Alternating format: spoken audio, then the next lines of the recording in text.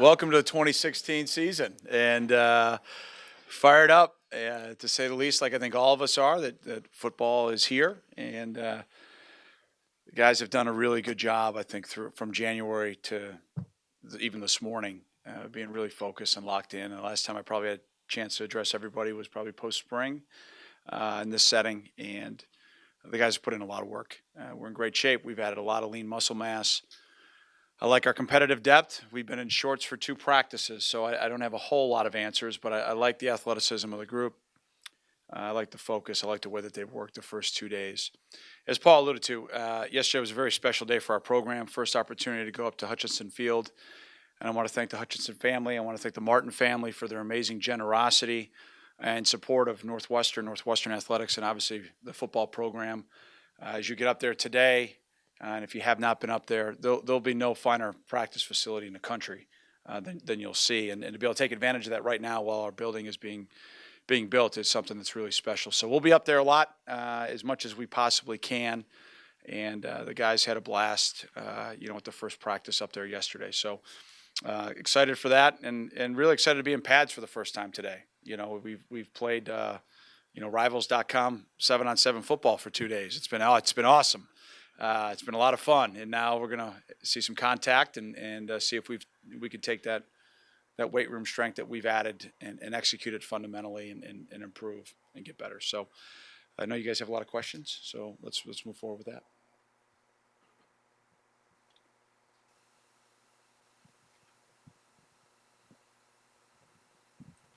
Hey, Coach, one of the things that you've made a big emphasis of this offseason, obviously moving Solomon, Stephen Reese, and Marcus McShepard. You said at media days that you were impressed with them.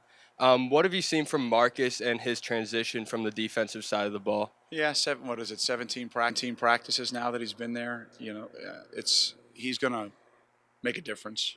There's no question. Athletically, experience of playing at the collegiate level.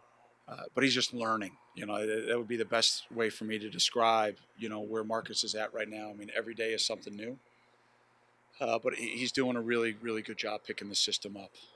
You can see his athleticism out there. He's got great want-to. He really wants to make a difference, and that's been very impressive. When it comes to solo, we made that transition in bowl practice.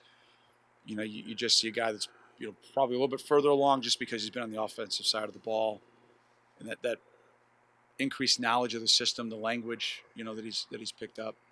And then unfortunately for Steven, we made that move also in bowl practice, and he had the ACL. Now he's gone unlimited reps here the first couple days, but it's been encouraging for him to see him back out there. So all 3 guys, I think, are going to help add competitive depth to that room, which we obviously need to have. And again, none of them have been hit, so they've been running around getting tagged off. But 2 days into it, I like the improvement that I've seen from quarterbacks in the wideouts.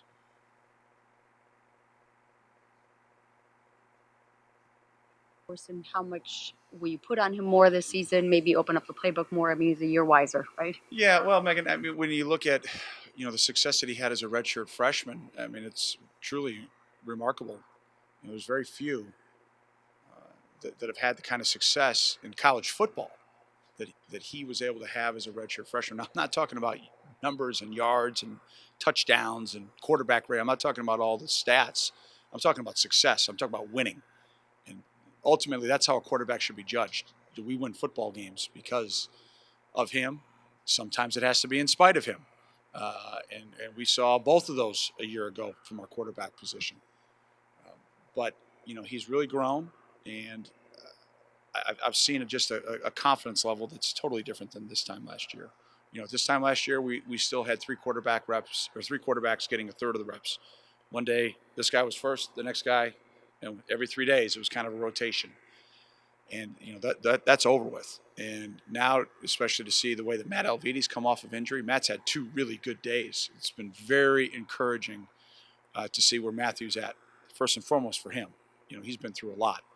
And for our ball club, we're going to need 2 quarterbacks. We have, most teams that are in the spread are going to play 2 quarterbacks at some point, not by choice sometimes, but by just the nature of the way the game unfolds. And to see the way Matt's been the first 2 days has been encouraging. So positive steps in that room. that's definitely what needs to happen for us to take the next step. We've got to have more balance. We've got to be able to throw it better. We've got to be able to catch it better. We have to have more explosive plays in the passing game, and that's going to get people out of the box and get us an opportunity to run the ball more efficiently and cleaner. I mean, you know, you can say what you want about last year and it's over, but everybody in the country, including my 7-year-old son, knew we were running the ball, you know, and we still ran it. And I don't think our offense gets enough credit for that. I don't think our offensive line gets enough credit for that. And so we should have more balance, and if we can have that, we can be more explosive.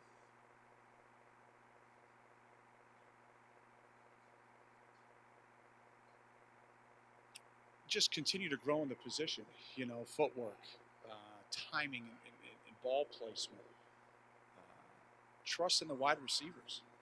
You know, last year we didn't have the consistency that we needed out there. That's tough on a quarterback now. I mean, there were so many times that, you know, he'd come off the sideline and be like, "Why did you throw it right there and hit him right in the hands? I mean, why'd you do that?" I mean, seriously. I mean, that was a perfect throw, and we dropped it.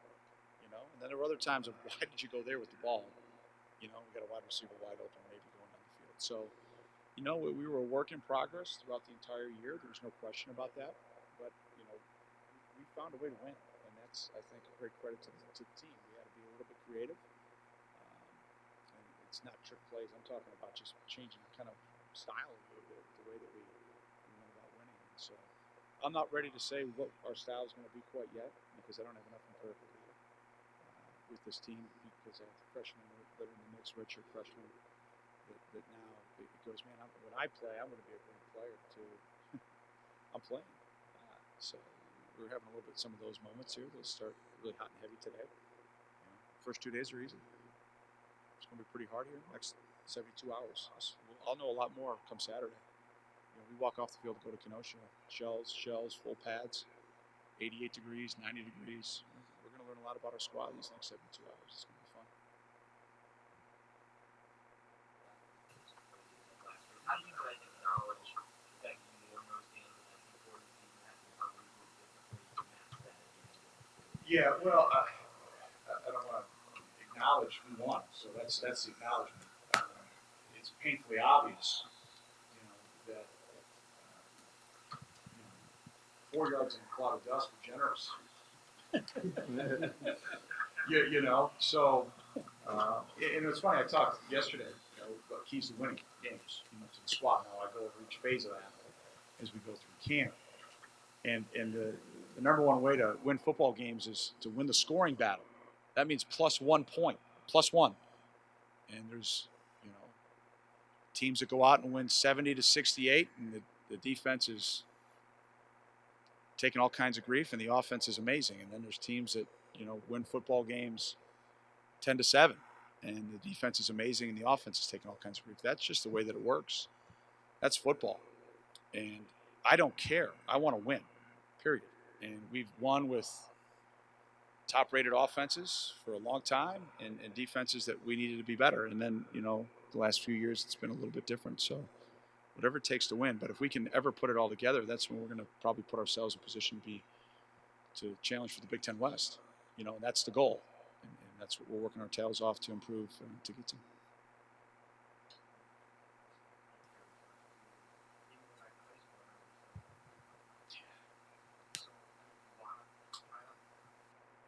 Well, I think Warren Long has earned that. You know, Warren has had a great season last year, and we went through our self-scout. We didn't play Warren enough. You know, we looked at ourselves.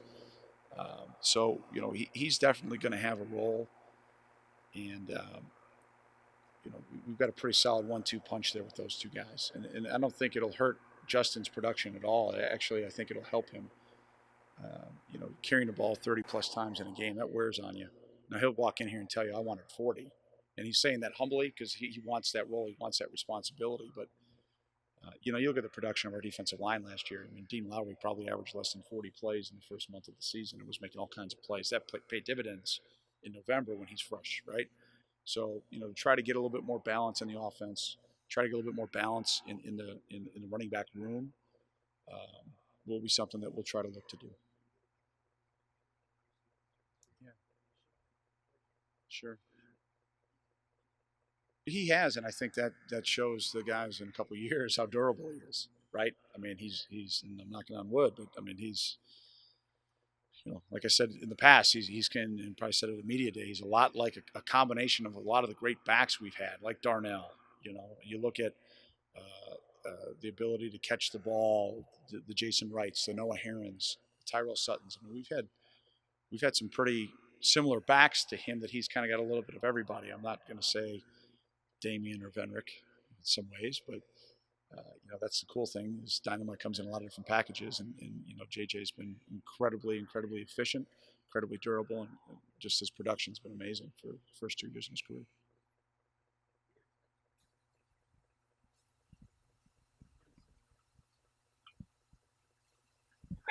Well, you just think of the maturation of a player. When you think about just how fortunate Godwin's been since he's been here, right? I mean, he's a young guy. He's learning from Ibrahim Campbell, who's going to start in the National Football League.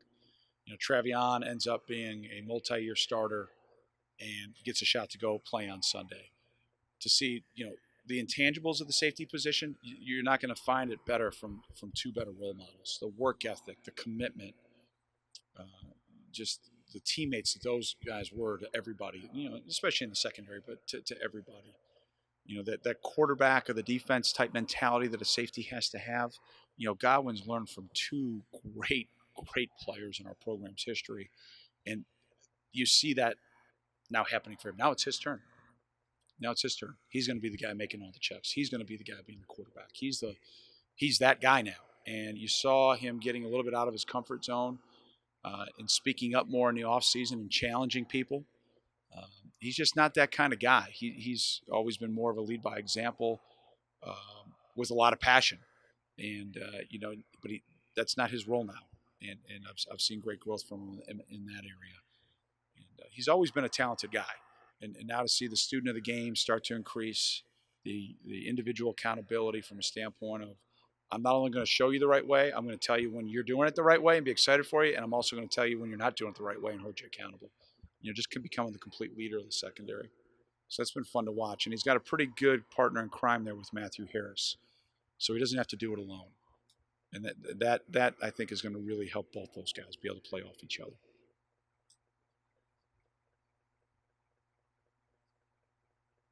The decision to give him the coveted number one, and just if there was possibly anybody else that was thought of to maybe wear the number, but ultimately it was Anthony who was chosen to wear it. Yeah, so how we've done it a couple different ways since we started that tradition. First, we did it as a coaching staff, and now as we've moved forward, the leadership council makes that decision.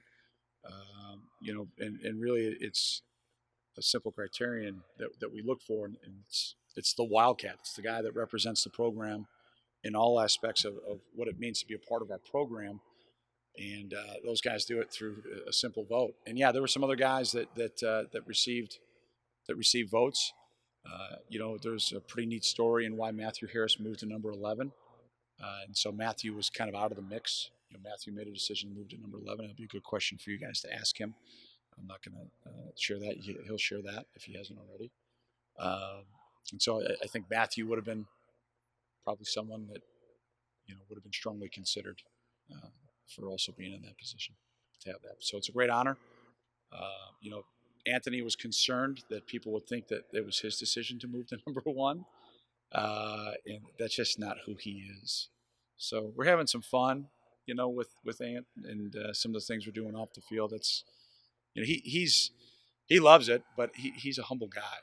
He's a guy that wants to be a great teammate and a great leader, a great player. But he's having fun with it. He's earned it. And so, I think we've shown if, you earn that type of national recognition, if you want to have some fun with it, we're going to enjoy it and embrace it. It's college football. Why not? That Vitale was such a big part of your offense with the ball and without the ball. Beyond Dickerson, how do you see that? Does it become a super back by committee kind of deal? Yeah, Dave, I don't know if it's by committee, but Jamie Taylor will definitely have a role, and Jamie probably would have had a pretty significant role a year ago if he didn't get injured during training camp. So those 2 guys we'll see most of the reps right now as we start things off.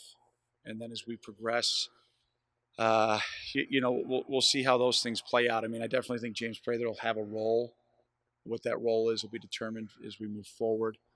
But those two guys, I think, Garrett and Jamie will definitely be, you know, heavily involved in our offense as well. Replacing the two defensive ends is obviously one of the big tasks of the defense. How do you feel about the way that's going? Yeah, 2 years ago, you guys didn't ask me about those two guys during this press conference, so I think that shows great growth in Deontay and Dean. Fired up for both guys, with their opportunities that they have. Disappointed we didn't get a chance to watch Dean the other night, and I think the whole program was really excited to see that, but that'll come, and excited for Deontay with the Lions. But Afadi has had, you probably saw the tweets that he sent out. I mean, he's stronger than he's ever been. It's never been a lack of ability to rush the passer with Afadi. It's just been consistency, and that's on, myself and Hank and Marty Long, his coaches, to help him get where he needs to be. And, Fadi, I think, definitely is focused and has had, two really good mental days in shorts. So look forward to seeing how that progresses. And then, Xavier Washington is a guy that probably hasn't been talked a whole lot about maybe in our program because he's maybe been a little overshadowed by Deontay and Dean. But soon we forget that he made a pretty big contribution 2 years ago as a true freshman. And he's from, you could argue one of the best high school programs in the country. He's a young man that I think will be ready to fill in. Both those guys will be ready to fill in. So I think those two, that's the easy answer. Now it's who's next, and that's to be determined. Joe Gaziano's had a really good offseason as a young player. Trent Goins is getting stronger and had a really solid offseason. Where do we and how do we, kind of use all the pieces of the puzzle with a D tackle position? I think we've got really solid depth there, and how we use those guys and move them around. I'm really interested in watching the freshmen here as we put the pads on. They've looked really good athletically. But what role does Jake Saunders have? What role does Alex Miller have? What role does Tommy Carnifax have? What role does Mark Gooden have? All those guys, strength-wise and athleticism, I think can compete. Now let's see what happens as we move forward through camp. Well, if like I said, if 7-on-7 counts, we're improved. We're much better. But the kind of fine print of their scholarship comes into play today, called blocking. So it's kind of a real important thing around here, along with the physicality in the kicking game. So I look forward to watching how those guys embrace the fundamental of the technique. It's great to have Flynn Nagel back out there running around. He was really about to take off and had the ankle injury a year ago. We've already talked about Solomon. I think you'll be impressed today with Charlie Fessler. Johnny Roberts played last year for us as a true freshman and is explosive. Macon Wilson has gotten stronger. We've already talked about Marcus. We've already talked about Steven. Austin Carr, I think, is a young man that, you look back at kind of my time here, we've kind of always had that one receiver. And, Austin was that guy a year ago with our limited ability to throw it. And I think he'll take the next step as we move forward. Ramad Bowman, RCB. I've been impressed by his explosiveness through a couple days. Andrew Scaling's done a great job leading. Cameron Green is a year ago he redshirted, but he had a hurt shirt coming off his shoulder, so he's in better shape and ready to compete. I've liked what I've seen from Riley Lees, Ben Skoranek. So I think we've got some competitive depth there, but let's see who's going to be complete football players, and then we've got some walk-ons like Quinn Baker that busts his butt every day and gives great effort. Same thing. I've been impressed with Parker Oliver, young man that walked on. He's competing his tail off. Jack Tremonia and Cole Johnson, one of our older guys. So there are quite a few names there. I look forward to watching it compete. I think we've got some depth there. I mean, they're going to be young guys. And, I think if you're not around a program a lot, if you just see through graduations and you make predictions on what teams are going to be, you'd say, you graduated everybody. And I think we've recruited well there. It's this group's time. Lovie Smith mentioned or claimed that Illinois was Chicago's team. Does that add to the rivalry between Northwestern and Illinois? And is there a growing beef between you and Lovie about being Chicago's team? Yeah, well, I've got a ton of respect for Coach Smith, and obviously, like I said, after I walked off the dais, I fumbled the ball, not welcome him to the league. So, he's a great friend and someone I've got a ton of respect for. He's kind of the next singer of the same song. I've heard that song a bunch, and I think it's great for fans, and I think it's great for marketing people. But I don't know. I think we sent out a tweet yesterday of a skyline in our practice field, so I'll let that speak for itself. How does that sound? But I think from a rivalry standpoint, I think both teams need to improve. I think for this rivalry to have significance, I think both teams have to be better. For a lot of years, we weren't very good, and we've just got to continue to control what we can control, and that's our improvement. And I think our fans all enjoy it. But I think our rivalry is built on respect, without a doubt, 100%.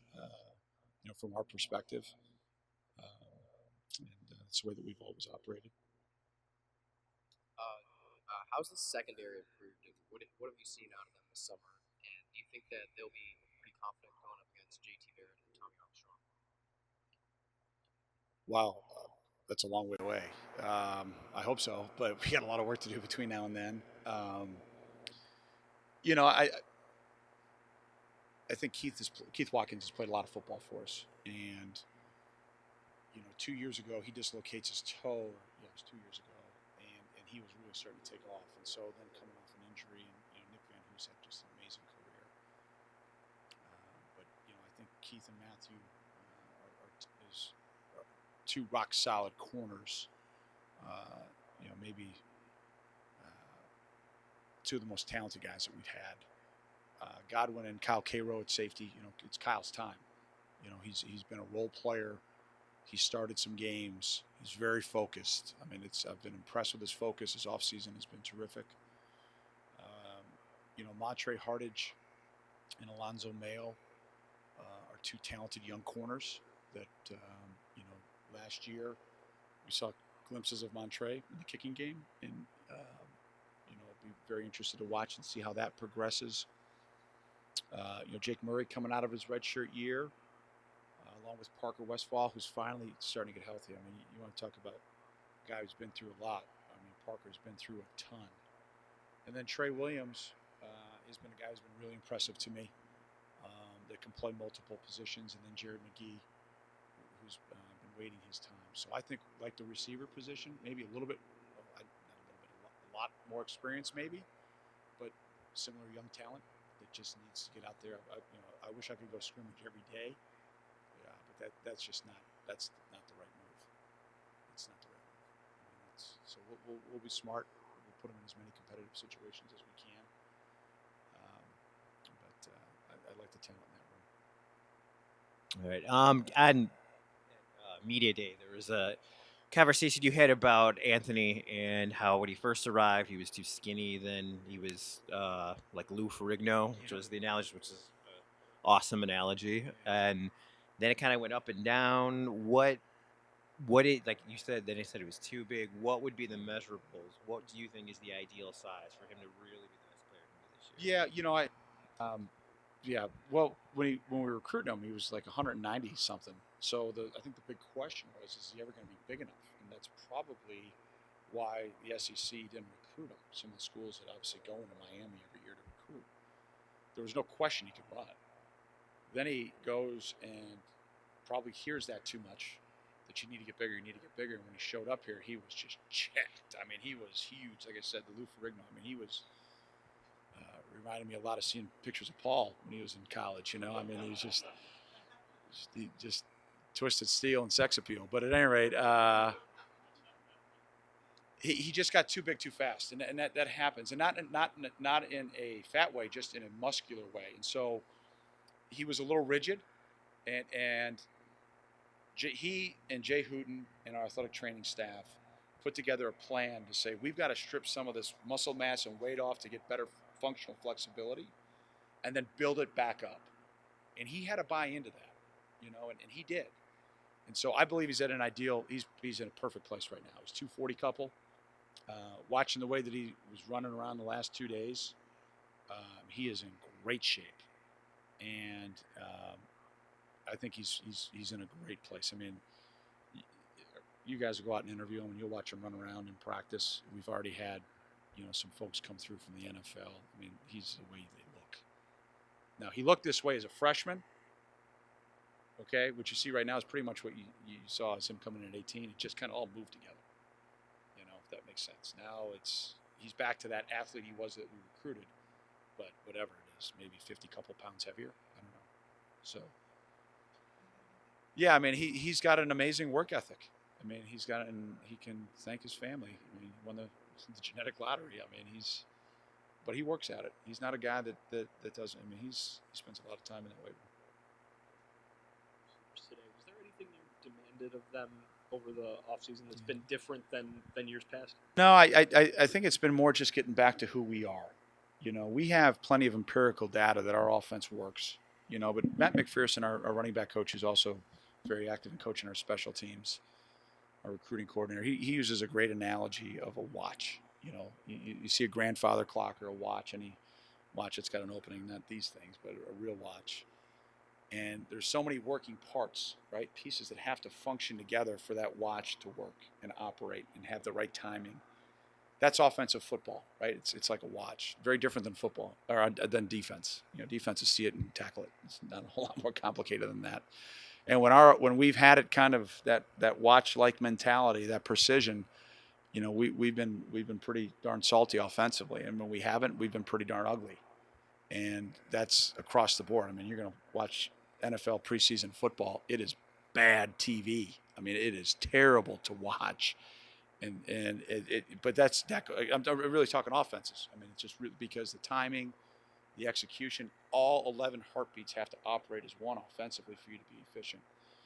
Defensively, the D tackle can get reached, the linebacker can fit it wrong, and if the safety fits right and tackles everybody, look at it, he caused a turnover. All right, what a great defense.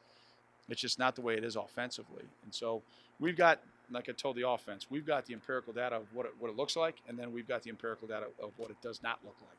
And we have to make the decision of what we want to be this year's offense.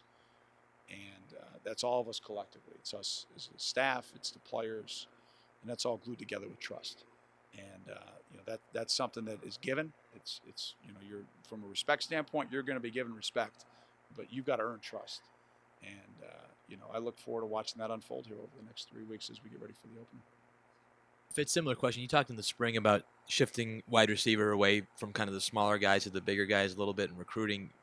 When you've had success with some of those smaller guys in the past and you move guys back to that position, do you show them the Eberts, the Sam Simmons, those guys, what they've done in this similar offense? Does that help at all? I mean, we've got some teach tapes that we show guys, of what it looks like, and the guys that have recently graduated have had, had their times too when they had great success. So I don't want to, be overly negative to that. We just didn't have the consistency, right? I mean, that's obvious. So, yeah, absolutely. I mean, again, we've been here long enough to have, teach tapes. It's funny when you go back to standard def when we have video that's not in HD. It's funny, and Hank gets out there and starts talking about 16 millimeter, and the kids look at him like they have no idea what he's talking about. So it's I know. Well, I remember movies when it would come to yeah. You went to watch those movies. I saw it in grade school, so that's okay. Yeah, it was. So it's kind of funny, like when we watch those teach tapes. But yeah, absolutely. Number 2, and can you see doing some change of pace stuff like you've done in the past? Yeah, absolutely. Matt's the number 2, and I promise you that Matt will not be satisfied being the number 2. I mean, he has been through a lot, and he is going to push to beat out Clayton. I say that from a positive standpoint. I mean, he's not going to say, I'm the 2, and I'll wait. Sam's running out of the hourglass, and Matthew's going to want to be involved, and he's going to work to be there. I have full confidence in that. How everything else progresses, that will be determined based on, quite frankly, is he able to continue to make the progression now that he's healthy? Which, again, based on my previous statement, I'm going to assume that he will, and then we'll work forward from there.